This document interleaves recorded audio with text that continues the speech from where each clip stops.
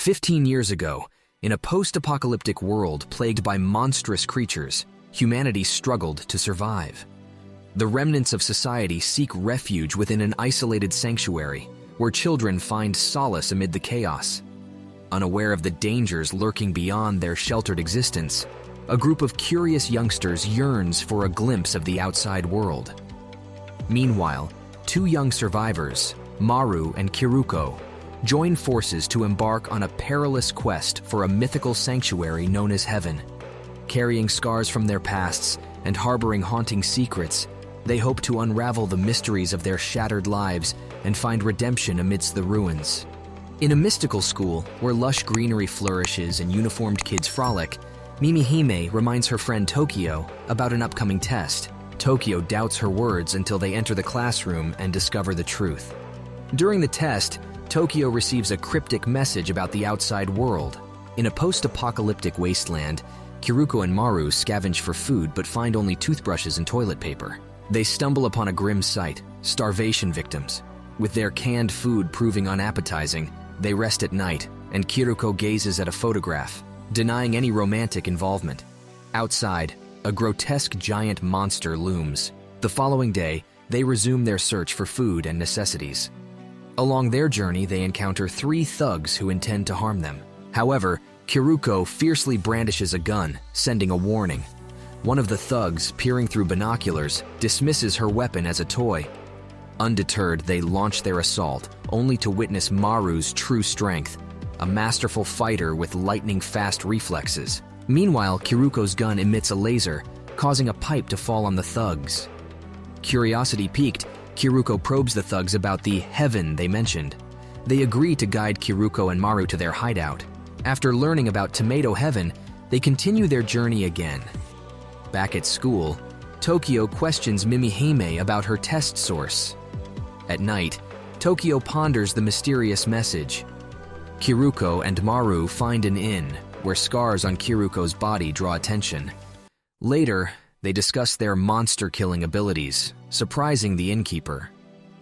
During a peaceful meal, the innkeeper cautions against sibling marriage. The truth emerges: Kiruko is Maru's bodyguard, not his sister.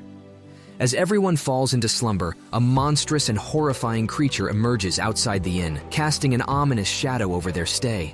A wheelchair-bound child shares his belief in an outside world with Tokyo. They discuss Tokyo's feelings for Mimihime, but the child suddenly retreats to his room in pain. While on a walk, Tokyo witnesses a passionate kiss and ponders how it would feel for him. Cuckoo shows Tokyo a painting from Kuna, leading to a chase for possession that ends in an apology. Tokyo confronts Kuna about the painting's recipient. Meanwhile, Shiro receives a scandalous photo of Mimihime on his phone.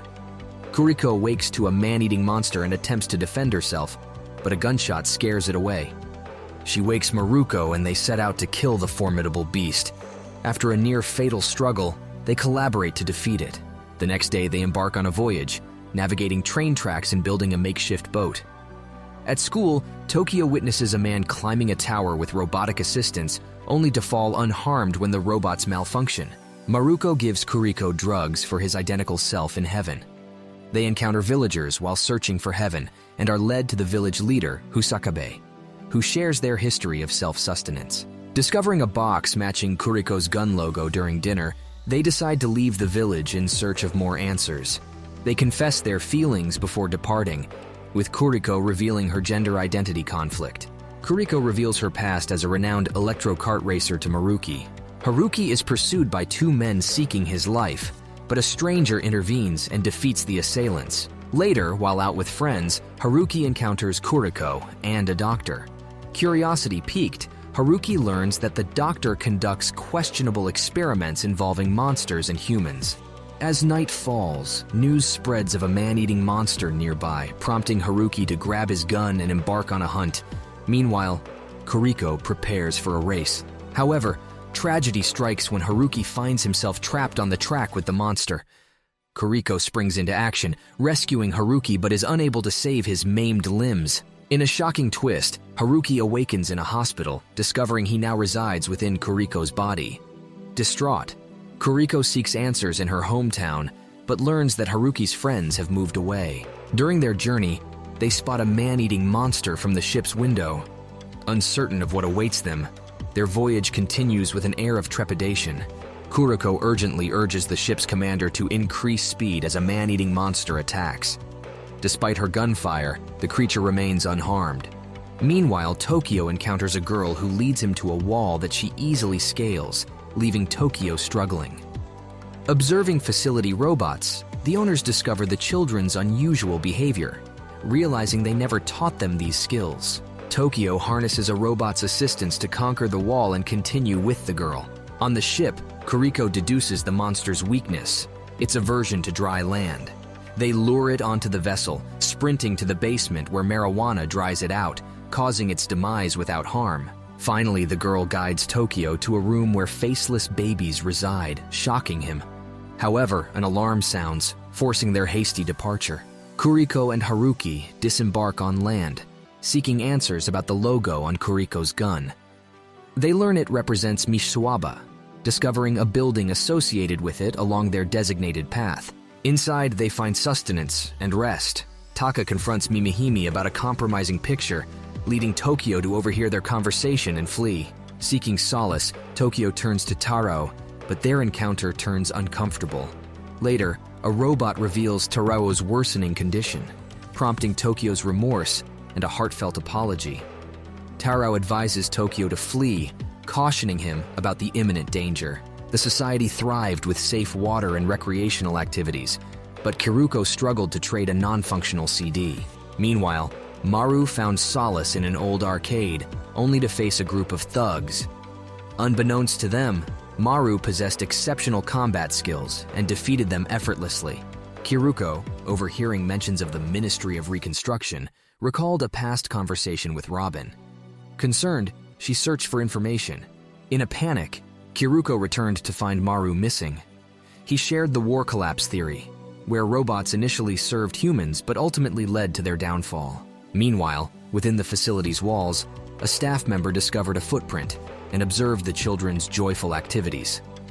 Tragedy struck as Taro fell ill and passed away, leaving behind a mysterious black object with red accents. Later, Maru and Kiruko encounter a man seeking a doctor to keep a man-eater alive forever, whom Kiruko believes to be the doc she's searching for. The scene ends with a mysterious black object found among Tarao's remains, leaving the director bewildered. Maru and Kiruko arrive at a town believed to hold the key to heaven. They meet Totori, who offers them a room in her hotel. While investigating, they encounter injured men and are chased by a wild bear. Kiruko uses her Kiru beam to knock out the bear temporarily.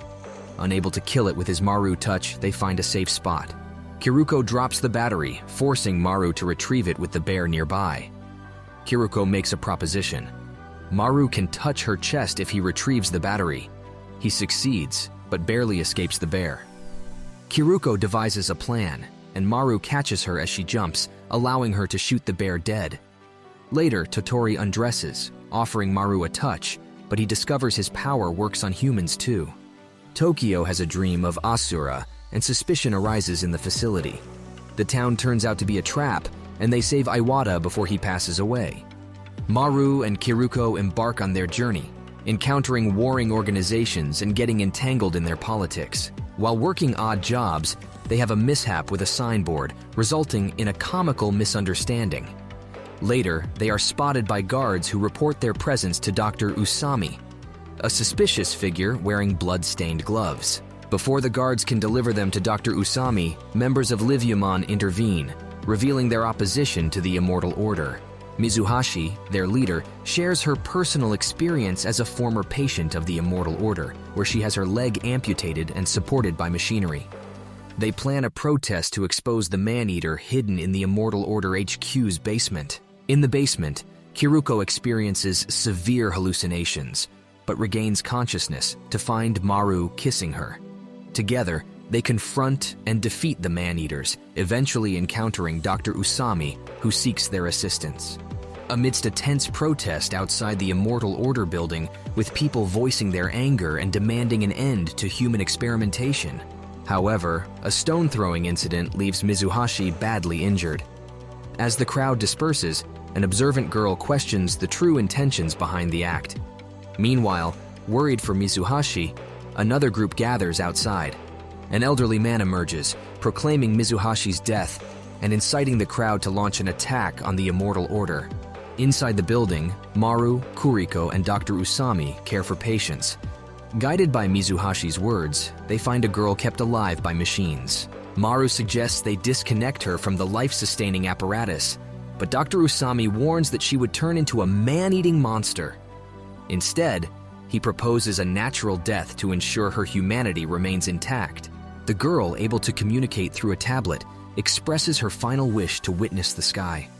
With heavy hearts, they carry her outside, where Maru uses his unique ability to grant her a humane death. The truth about the girl's demise shatters the group's plans.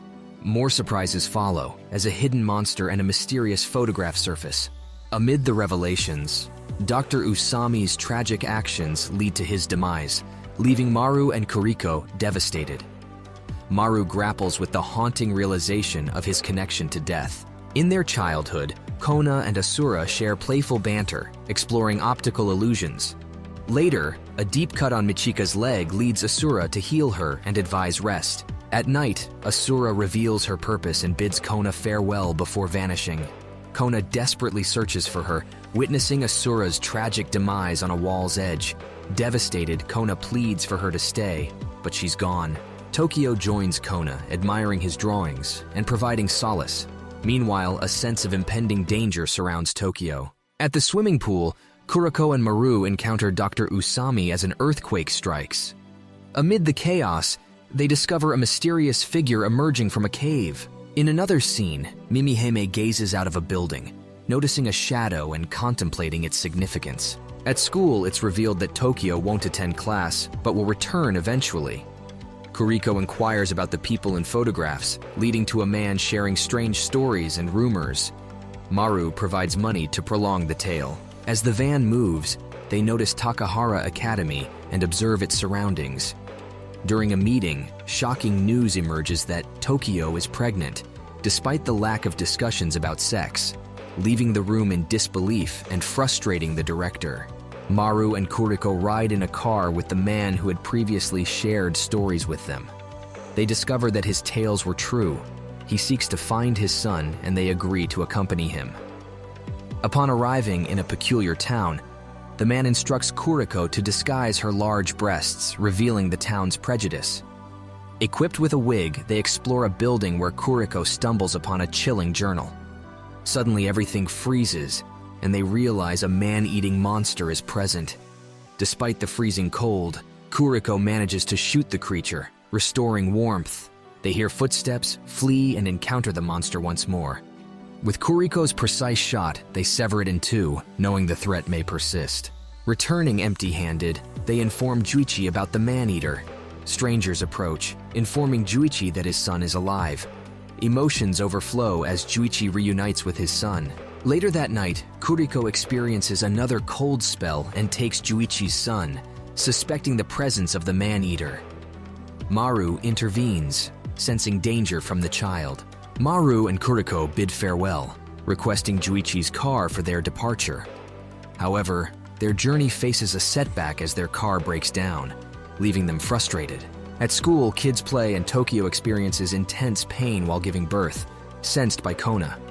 Meanwhile, Maru and Kuriko continue their journey. Tokyo gives birth to twins, pleasing the director who prioritizes kids' well-being. However, the director's fury emerges during an age-related argument with the doctor. Maru falls ill, but Kuriko takes care of him. At night, they notice distant smoke and plan to investigate in the morning. At school, Mimihime observes a girl who no one talks to, but suddenly experiences a bizarre encounter where things immobilize her. In the hospital, this strange phenomenon continues. Kona also falls sick and shares his synchronicity with Tokyo. She recounts her nightmarish experience with sharp, blade-like things. Kona identifies it as a phobia and learns about Tokyo's ability to see unseen creatures. Meanwhile, people with advanced technology plan something sinister. Mimihime discovers the cancellation of swimming class and the upcoming test, involving man-eaters. The students discuss the impending test, unaware of the challenges that await them. Kiruko finally finds Robin Inazaki, but their reunion turns into her worst nightmare. Meanwhile, Takahara Academy faces an attack. The director reveals more unsettling tendencies, and the AI responsible for creating the kids shows signs of anomaly. The students are offered a chance to venture to the outside of the outside, creating excitement among them. However, chaos erupts as the academy is attacked, causing students to scatter. Maru and Kiruko embark on their journey toward the Ibaraki facility of Takahara Academy and stumble upon a settlement. They need tokens to obtain food, leading them to register with the Ministry of Reconstruction. At the registration counter, Kiruko inquires about Robin Inazaki, unaware of the impending horror. Robin, who cuffed Kiruko to a bed, reveals a twisted nature and subjects her to assault. Memories of a painful past resurface. Meanwhile, Dr. Sawatari struggles to differentiate Tokyo's identical twins, causing panic. Aoshima launches an investigation, while the director surprisingly abandons her wheelchair and escapes.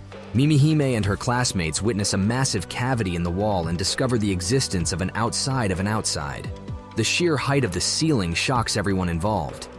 Taka, Anzu, Shiro, and Mimihime step out of Takahara Academy's premises, their minds swirling with thoughts about the mysterious test they are undertaking. Mimihime and Shiro decide to return and inform their classmates about what lies beyond the academy. Meanwhile, Dr. Sawatari and Aoshima discuss the fate of the newborn babies, determined to execute the Noah plan despite the director's sinister intentions. In her quarters, Kiruko, grappling with her identity crisis, lies bound and undressed. Maru, consumed by rage, unleashes a relentless assault on Robin, his fists striking without mercy. Only Kiruko's plea for mercy stops him, and Maru reveals his love for her true self, beyond any previous identities. Amidst the chaos, Sawatari entrusts the baby to Tokyo, triggering a transformative event. Tokyo's eyes glow with an otherworldly blue hue as her body undergoes a monstrous metamorphosis, encasing her and the child. In a precarious moment, Mimihime slips, but Shiro acts swiftly, catching her and confessing his love. As a symbol of their feelings, they exchange Takahara Academy pins. The scene concludes with them aboard a speedboat, gazing at a distant city skyline, a glimmer of hope in a world yet untouched by the calamity. To unravel the mysteries and unresolved plot lines, stay tuned and subscribe to our channel for the upcoming season.